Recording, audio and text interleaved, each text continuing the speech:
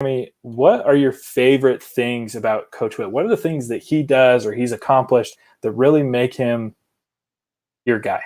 He's a player's coach. He is a player's coach. He cares about his guys. He fosters such an environment that is a family, Utah football family. And he's also a defensive mastermind, so that's like a side note for me. But the thing is at the end of the day, these are college kids. And why, yes, a lot of them want to, and like a good chunk of them are going to try and pursue a career in the NFL. Some of them don't want to. Right. Some of them are on scholarship to get their education and go on and do stuff in the real world. And yes, he makes really good football players, but he also makes really good like men. Like all of his guys on his team are super good dudes. They're all really cool, and he's willing to take chances on kids that other teams would just sweep under the rug and be like, no, I don't want him. Britton Covey, yes, okay. But also I'd like to bring up Darren Carrington. He got kicked off of Oregon and Witt brought him onto the team and he killed it for us. He was so good. Utah's known for giving, and Whittingham and his staff are known for giving kids second chances if they got kicked off their team. If Francis Bernard was in like issues with the honor code at BYU. And he came to Utah, and now he plays for the Cowboys in the NFL. It was a steal. It's a steal for the Cowboys. Whittingham fosters great values on that team, and I don't know if it's because of like his LDS background or if it's because he truly cares about these kids. Because he cares. He shows that he cares about these kids day in and day out. He's there for his kids and for his guys. Yeah, so I've had an opportunity to meet Coach Witt a couple times. I actually went to high school with his daughter. He is just a great man. He did attend BYU, played football for BYU, but he's not only a coach, but I see him as a mentor, a role model, a friend, and potentially a father figure to some of these guys. He cares about his players on and off the field. Academics is huge. Huge. He doesn't let these guys just come and dink around and just play football. He expects you to perform well in the classroom, because if you're performing well in the classroom, that means you're responsible. That means that you're dedicated and you understand that importance, and that will help you play better on the field. He said that in many different ways, many a times. And one of my absolute favorite things he does, and you touched on this, is the family mentality. Arguably one of my absolute favorite things about him is his pregame locker room cheer, family on three. They do that before every single game, before they go out on the field. And it creates this group mentality, this family mentality, and it sets the tone for the team to play for each other. You're a family. Those are your brothers out there. You have their back. You watch their back. You're going into battle. You got to have each other's back. Absolutely. There's no sense of individualism. It's a group mentality. We all have different talents, but we're gonna bring those talents together, and we're gonna be a great football team, and we're gonna win for each other. We're not scoring touchdowns for ourselves. We're scoring touchdowns for our team and winning as a team. He's done so many good things for the state. He's done great things for the University of Utah. He's done great things for countless players' lives by taking chances on them, by bringing them in, by coaching them. Whittingham is one of my favorite people. I love him. He's just constantly inspiring people to just be the best. And also, all seriousness aside, he's also a really funny dude. I love that. Yes, he teases us at media availability all the time, but he's funny. I love him. He's like the king of dad jokes. Oh, he's so good. Also, we Utah fans know you love to talk about his calves, because he has magnificent calves, because he's so also whoever does the statue, when you get to the calves, don't mess up. Yeah, everything hinges on those calves. Everything. It make or break statue. I don't care if the rest of it looks like garbage. If those calves do not look like calves of steel, I don't want it. Get it out of here. Calves are more important than how his face turns out. Exactly.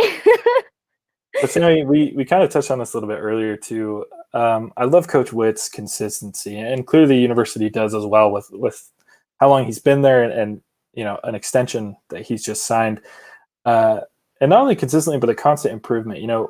After the fairly difficult start to the Pac-12 that we talked about, he has led the Utes to 6 straight seasons over 500. He's won the South the last 2 years. He's 11-3 against BYU, which Utah fans gotta love. And he's 11-3 in bowl games. Unfortunately, he's for whatever reason the last 2 years bowl games have just kind of been weird. I will say this. I have been at all 3 of those bowl game losses, so I low-key blame myself. I was at the Alamo Bowl, I was at the San Diego Bowl, and I was at the Vegas Bowl when Boise State creamed us. I was at all 3 of those, so low-key I blame myself, but I'm not gonna say that I'm the reason we lost. Well, I don't think you'll be there this year, so we should win.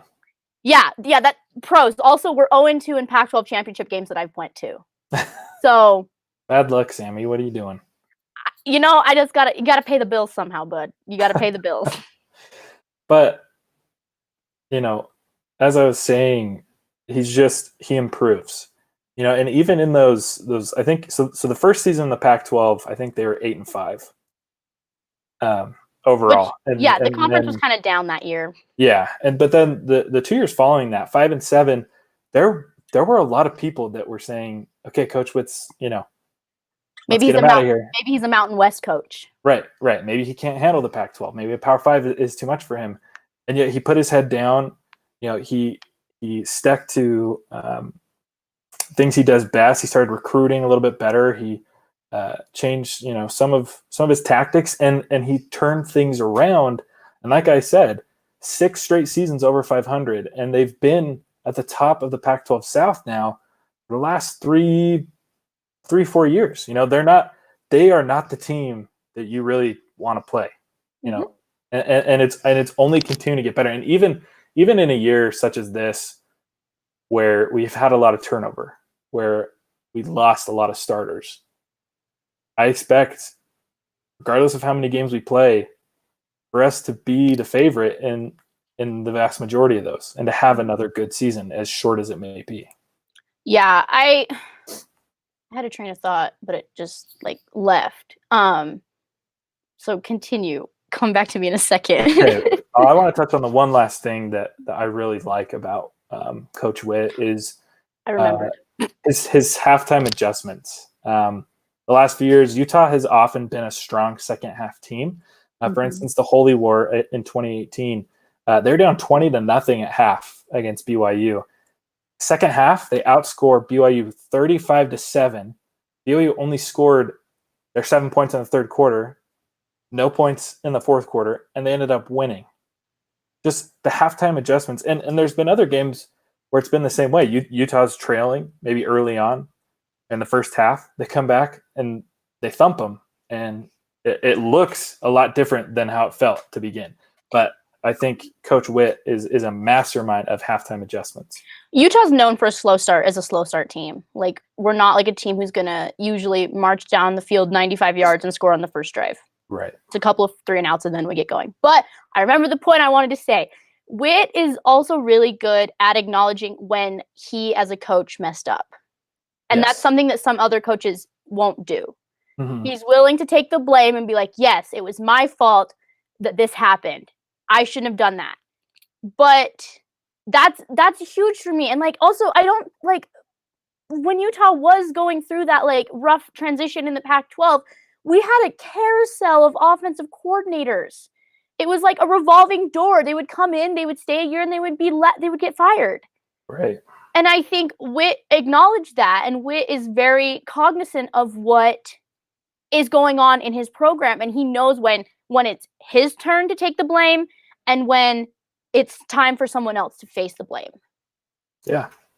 I mean, that's one thing that you don't often find, because as much as you may not like it, it just seems in sports in general, coaches often either take too much blame or not enough blame.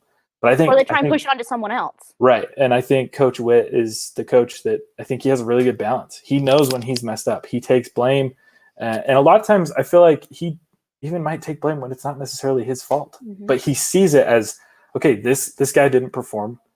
We gave up a certain amount of yards in the slot or whatever it may be. He says, you know, that's on me.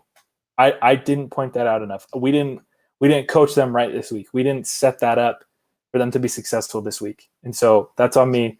Go back to the drawing board and we'll figure it out. And he does, and he delivers. Some coaches will throw their players under the bus, and Whit is not one of them. Whit will say at times, yeah, Tyler Huntley didn't play good. Right. Like he will say it, but he is not going to be throwing kids under the bus left and right. That is not who Whit is. That is not who Whit has ever been.